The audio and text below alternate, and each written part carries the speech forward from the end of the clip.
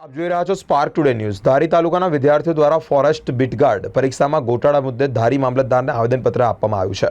જે માહિતી મળી રહી છે તે જ પ્રમાણે વન વિભાગ તરફથી ફોરેસ્ટની ભરતી પ્રક્રિયા ગૌણ સેવા દ્વારા લેવાતા જ અને પરિણામ આવ્યા બાદ સીધી ભરતી કરવાની નામાવલી બહાર પડતા વિરોધમાં ધારી તાલુકાના આશરે 30 થી 35 વિદ્યાર્થીઓ આવી અને આવેદનપત્ર આપ્યું છે।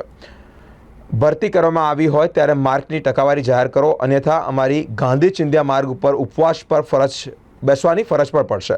હોશિયાર વિદ્યાર્થીઓ રહી ગયા છે અને ઓછા ટકાવાળા વિદ્યાર્થીઓ આવી ગયા છે, તે અંતર્ગત આ લોકોએ વિરોધ કર્યો છે અને માંગ કરી રહ્યા છે કે નામાવલી સાથે ટકાવારી જોડવામાં આવે।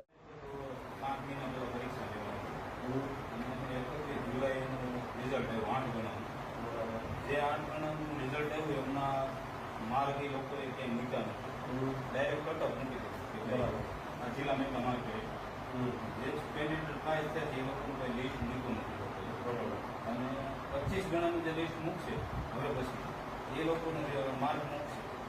આ લોકોનો માર્ક કેમ મૂકવાનો, શું કારણ? 8 ગણા જે બોલ્યા છે ને 3582 એના જે માર્ક જાહેર નથી એમનું લિસ્ટ જાહેર કરી દીધું કે ભાઈ આ જિલ્લામાં કેટલા લોકો બોલે।